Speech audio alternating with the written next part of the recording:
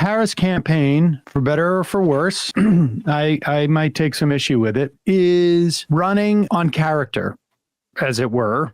At this point in the stage, it is trying to convince Republican voters who might be non-Trump curious to vote, to get licensed to vote for Harris.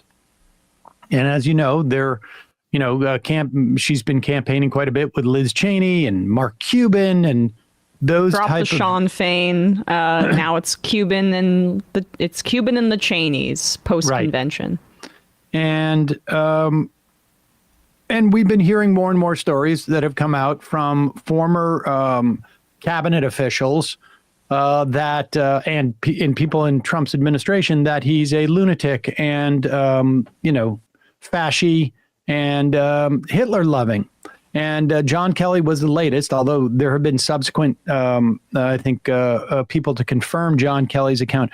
John Kelly, who, again, I said this on Wednesday, horrible human being, also a fascist in my estimation. He was head of Department of Homeland Security under Trump before he became chief of staff. And he instituted some of the most horrendous policies that sadly, in many ways, if not are present today, some of which that sentiment remains.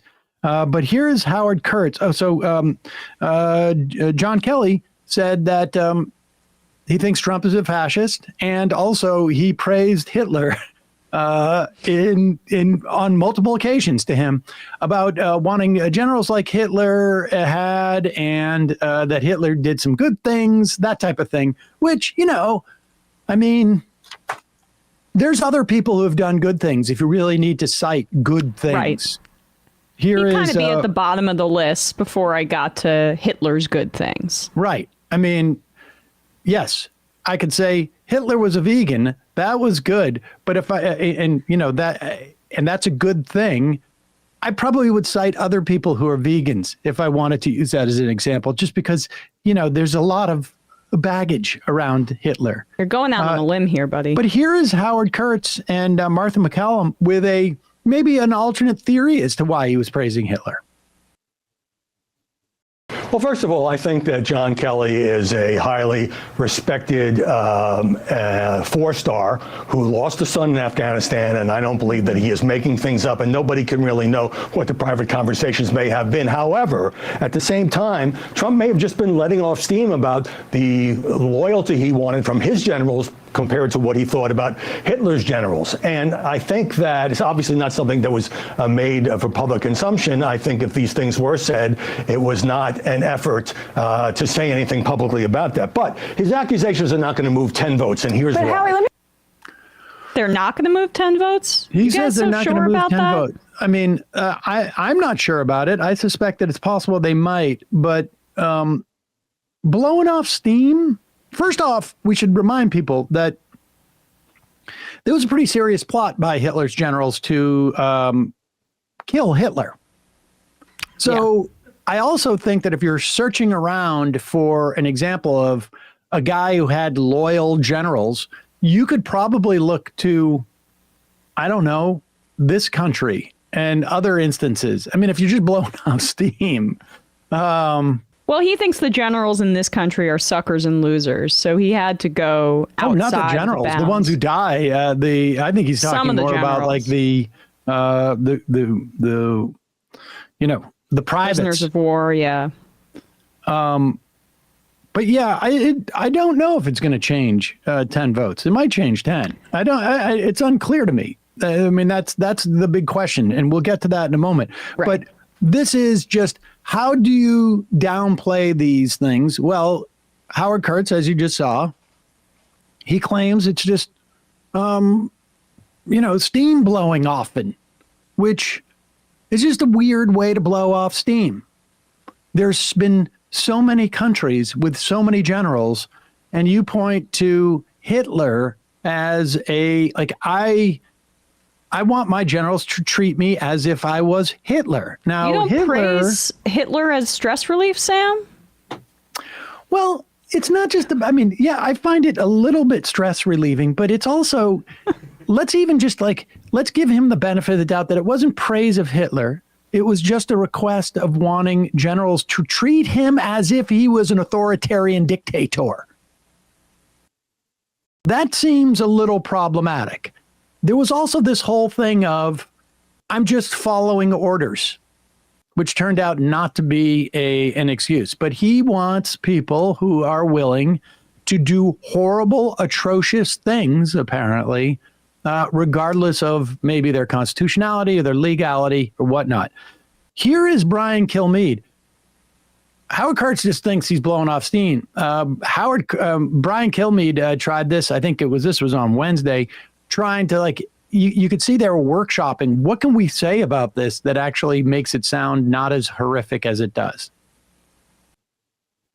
But the bottom line is, if you read H.R. McMaster's book, who is critical of President Trump in some of it and not in others, he talks about how Madison Kelly didn't like the president, and they didn't think he deserved the job, or they didn't think he was worthy of the job, and they went out of his way to make sure a lot of the things they asked him to do that they didn't like never got done. McMaster would be frustrated because he couldn't get their attention, and he would say, it's not your job to rein in the president. It's your job to do what the president wants. And then you factor in the fact that he runs his own company, coming from the business world, the first one we've ever had. It's not even a public company. And then he obviously has frustration. And I could absolutely see him going out, you know what? It would be great to have German generals that actually do what we asked them to do, knowing that's a third, maybe not fully being cognizant of the third rail of German generals who were Nazis and whatever, but he was frustrated with the slowdown of. It wasn't just a slowdown; it was insubordination. Okay, and now listen, these guys justifying the insubordination. First off, when you say "I wish I had generals like Hitler had," you're not just saying German generals, because Hitler was only the Führer for. Well, I don't know how long he was the Führer technically, when he went from Chancellor to Führer. But let's just, give a wide berth. Let's just say it was 12 years.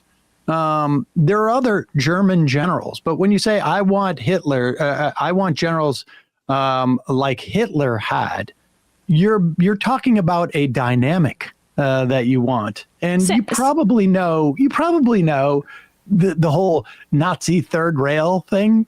I would imagine.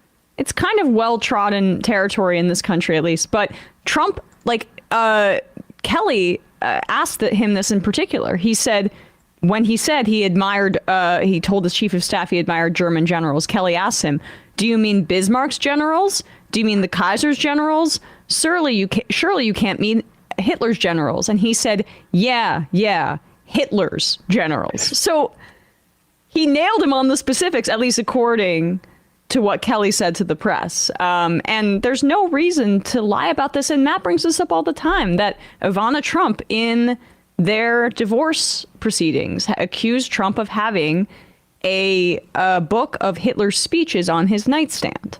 And that is also a very specific claim to make. There's a lot of people making very specific allegations against Donald Trump, and seemingly for no benefit for themselves, just to get that information out there, at least in terms of Kelly and Milley or whatever.